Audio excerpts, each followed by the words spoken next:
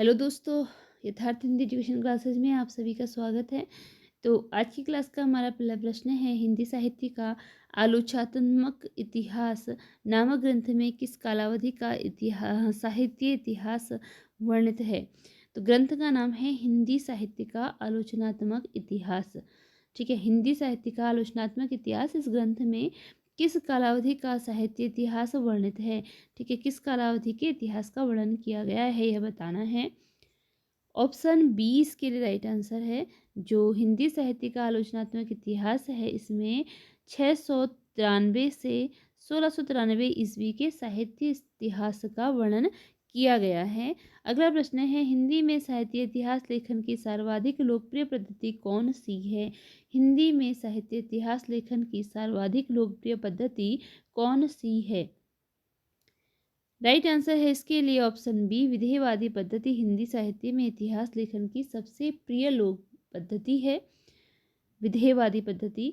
अगला क्वेश्चन है, किसी भी साहित्य के इतिहास को समझने के लिए उससे संबंधित जातीय परंपराओं, राष्ट्रीय और सामाजिक वातावरण एवं सामयिक परिस्थितियों का अध्ययन विश्लेषण आवश्यक है। किसी भी साहित्य के इतिहास को समझने के लिए उससे संबंधित जातीय परंपराओं, राष्ट्रीय और सामाजिक वातावरण एवं सामयिक परिस्थितियों का अध्ययन विश्लेषण अवश्य है। यह कथन किस पद्धति के संदर्भ में कहा गया है। राइट आंसर है इसके लिए ऑप्शन ए, विधेयवादी पद्धति के संबंध में कहा गया है कि अगर इसे समझना है तो जातीय परंपराओं का, राष्ट्रीय और सामाजिक वातावरण का, सामयिक परिस्थितियों का इसमें अध्ययन और विश्लेषण आवश्यक है, विधेयवादी पद्धति के लिए कहा गया है। अगला क्वेश्चन है, राकेश अग्रवाल नाम के एक विद्वान ने अपने साहित्य इतिहास ग्रंथ में इन रचनाकारों को इस क्रम से रखा: कबीर, केशव, बंग महिला और मन्नू भंडारी। किसके आधार पर कहा गया है। यह कहा गया है किसके लिए, राकेश अग्रवाल नाम के एक विद्वान ने। ठीक है, राकेश अग्रवाल नाम के विद्वान ने कबीर, केशव, बंग महिला और मन्नू भंडारी इस क्रम में इन्हें रखा है।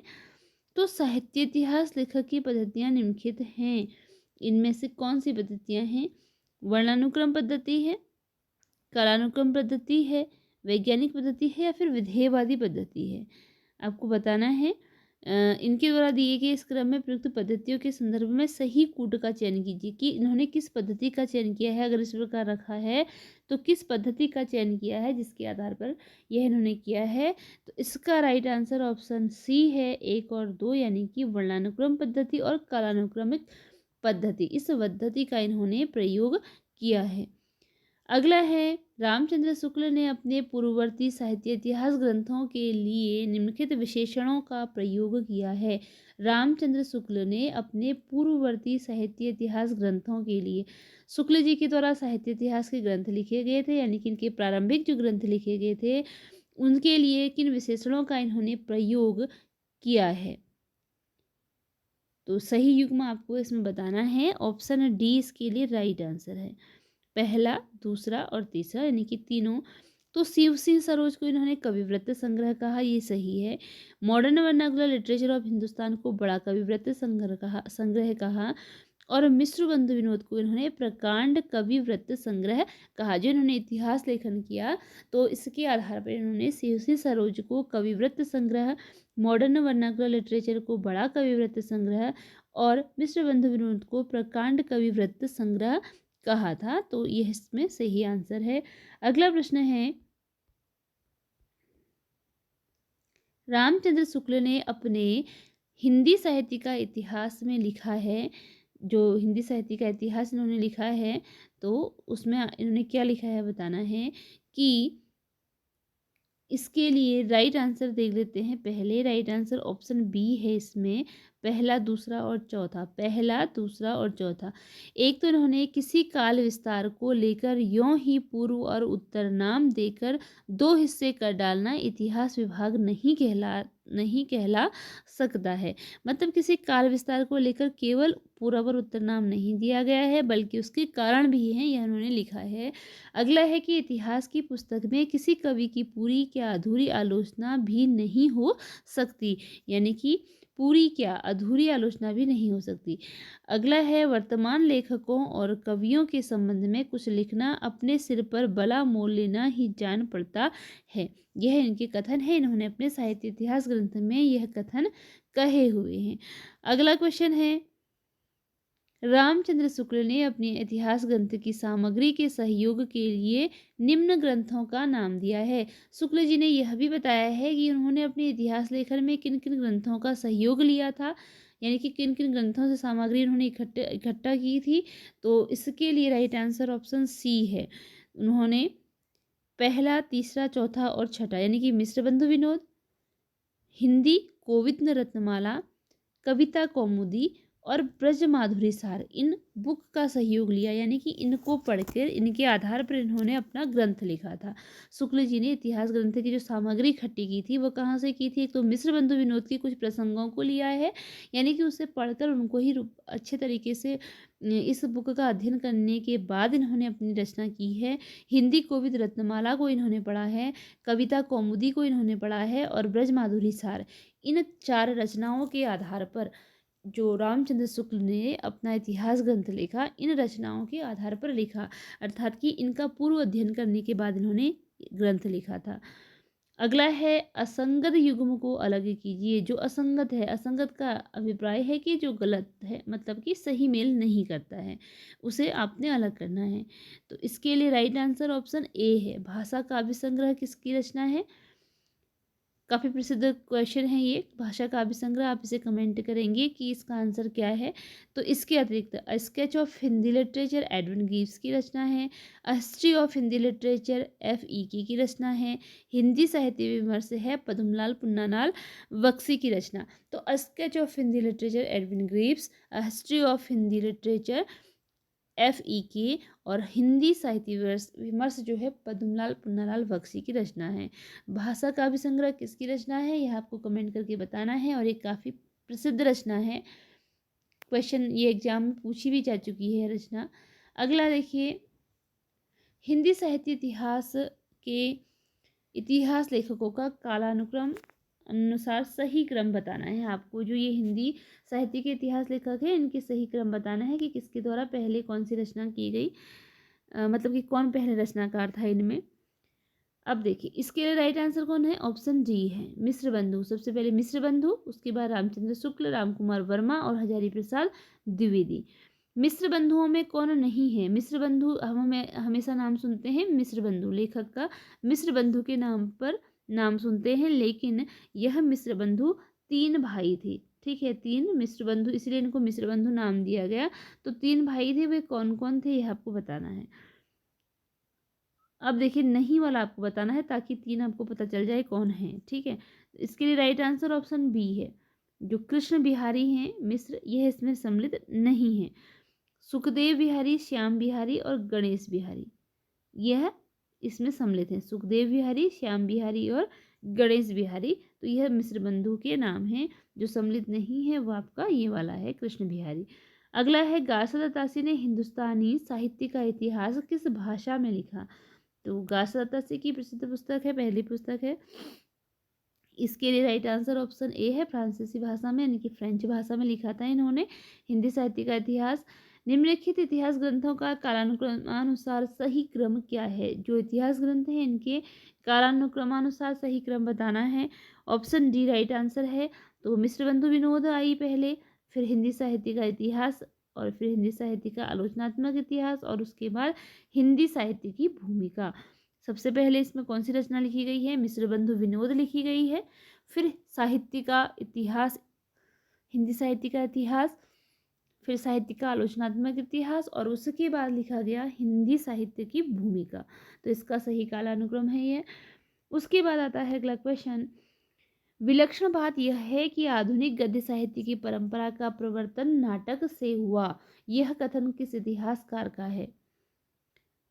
विलक्षण बात यह है कि आधुनिक गद्य साहित्य की परंपरा का जो प्रवर्तन हुआ वह नाटक से हुआ। यह किसने कहा है? ऑप्शन बी राइट आंसर है। इसके लिए आचार्य रामचंद्र शुक्ल जी का यह कथन है। आचार्य रामचंद्र शुक्ल जी का यह कथन है। मलिक मोहम्मद जैसी की प्रेम कविता हिंदी साहित्य के इतिहास का काल विभाजन और नामकरण करते हुए उपयुक्त नामकरण किस साहित्य इतिहासकार ने सुझाया है?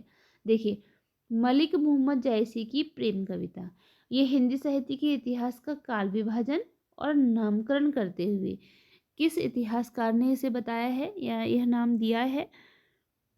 राइट आंसर इसके लिए ऑप्शन ए है, जॉर्ज अब्राहम ग्रियर्सन ने यह नाम दिया है।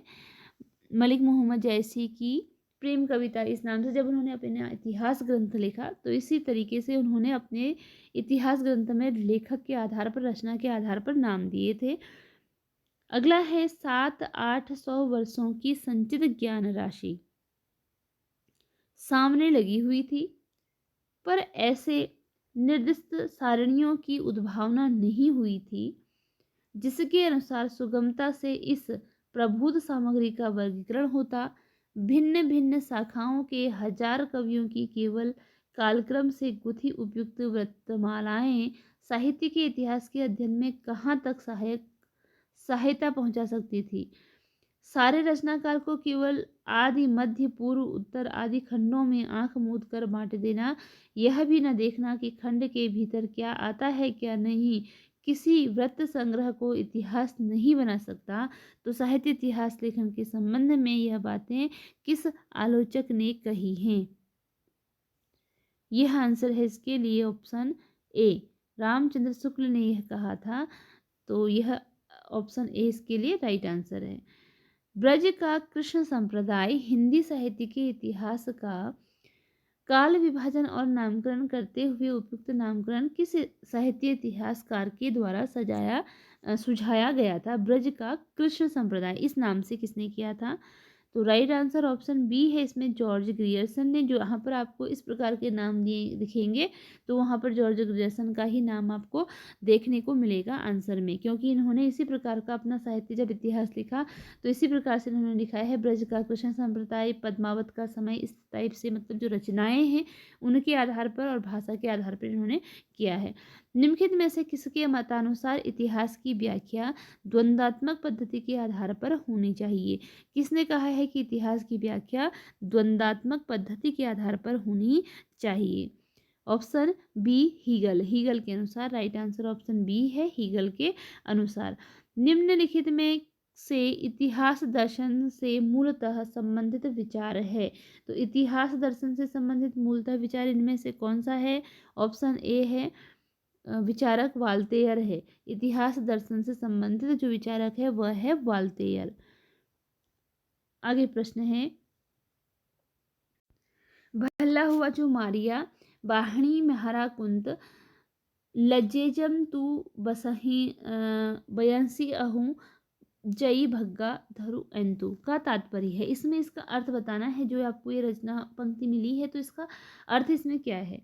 इसके लिए राइट आंसर ऑप्शन ए है कि एक तो इसमें ए बार आता है, दूसरा डी आता है। इसका अर्थ एक तो है कि हे बहना अच्छा हुआ ये, और दूसरा हे बहन ये वाला। ठीक है, ये दो इसके सही अर्थ हैं। देवगिरी को जीतकर दिल्ली आने के बाद चामुंडराय दाहिम ने पृथ्वीराज को किस बात के लिए प्रेरित किया? देवगिरी को जीतने के बाद, दिल्ली आने के बाद चामुंडराय दाहिम ने पृथ्वीराज को किस बात के लिए प्रेरित किया?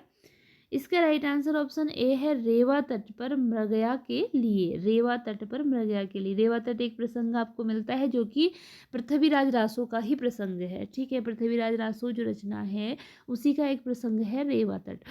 तो रेवा तट पर मृगया के लिए प्रेरित किया। गोरी सुंदर पालती केसर काले रंग, 11 देवर छोड़ के चली जेठ के संग। इस पहेली का सही उत्तर बताना है। राइट आंसर है ए, अरहर। ऑप्शन ए इसके लिए राइट आंसर है। विद्यापति की पदावली में वर्णित मुख्य विषय है। विद्यापति की जो पदावली है उसका मुख्य विषय बताना है, क्या उसमें वर्णन किया गया है? ऑप्शन सी है इसके लिए, बी और डी। एक तो वह संधि का वर्णन है उसमें, और दूसरा अनमेल विवाह का। विद्यापति की जो पदावली है इसमें वह संधि और अनमेल विवाह इसका वर्णन है। अगला क्वेश्चन है, पौन चलत वह देह बढ़ावे, जल पीवत वह जीव गवावे, यह वह प्यारी सुंदर नार, नार नहीं पर है वह नार। इस पहेली का सही उत्तर बताइए। तो ऑप्शन डी है आग। रेवातट समय में वर्णित गजनी नरेश की मुक्ति से संबंधित कौन सी बातें सही हैं? ऑप्शन बी सही है इसके लिए। राइट आंसर है ऑप्शन बी। ए और सी इसमें सही है, केवल ए और सी इसके लिए। कि सुलह और शांति स्थापित करके पृथ्वीराज ने गजनी नरेश को ससम्मान उसके घर भेजा था। एक तो यह सही है। दूसरा यह सही है कि गजनी नरेश ने अमीरों के ने दंड नरेश के अमीरों ने दंड स्वरूप हाथी घोड़े और मणिमाणिक्य देकर गौरी को बंदी गृह से मुक्त कराया था।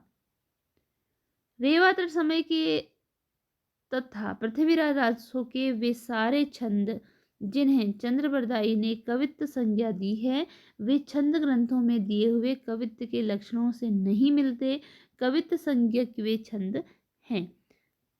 कौन से वे हैं कवित्व संज्ञक छंद? ऑप्शन डी वह है छप्पई। ऑप्शन डी राइट आंसर है। हिंदी साहित्य का इतिहास रामचंद्र शुक्ल के आदिकाल के प्रारंभिक 4 प्रकरणों का सही अनुक्रम है। तो जब इन्होंने हिंदी साहित्य का इतिहास जो शुक्ल जी ने लिखा है उसमें 4 प्रकरण दिए हैं, उसमें पहले कौन सा प्रकरण आता है यह आपको बताना है, सही क्रम बताना है कि किस प्रकार इनका सही क्रम है। ऑप्शन बी में है, देखिए पहले इनका आता है सामान्य परिचय, फिर आता है अपभ्रंश काव्य, उसके बाद आता है देश भाषा काव्य और उसके बाद आती हैं फुटकर रचनाएं जो उन्होंने रचनाएं की हैं। उसके बाद आती हैं फुटकर रचनाएं, मतलब कि हिंदी साहित्य के इतिहास में इन्होंने इस प्रकार नाम देते हुए उसका परिचय दिया है। देसल बहरा सब्जन मिठा तें टेंशन जमपऊ अवहट्टा, किसने कहा? यह किसके द्वारा कहा गया है? इसका राइट आंसर ऑप्शन सी है, विद्यापति का यह कथन है। देश भाषा को इन्होंने काव्य कहते हुए उसकी प्रशंसा में यह कहा है। सिद्धों और नागपंथी योगियों के चिंतन का विवेचन करते हुए यह किसने कहा था कि उनकी रचनाओं का जीवन की स्वाभाविक सरणियों, अनुभूतियों और दशाओं से कोई संबंध नहीं था। इसका राइट आंसर ऑप्शन बी है, आचार्य रामचंद्र शुक्ल ने कहा है, क्योंकि उन्होंने सिद्धों, नागपंथियों, बौद्धों और जैनों की जो रचनाएं हैं उन्हें हिंदी साहित्य में स्थान नहीं दिया है, तो उनके बारे में यह कहा गया है रामचंद्र शुक्ल जी के द्वारा। तो यहाँ पर आज की क्लास हमारी एंड होती है। मिलते हैं अगली क्लास में नए प्रश्नों के साथ। धन्यवाद।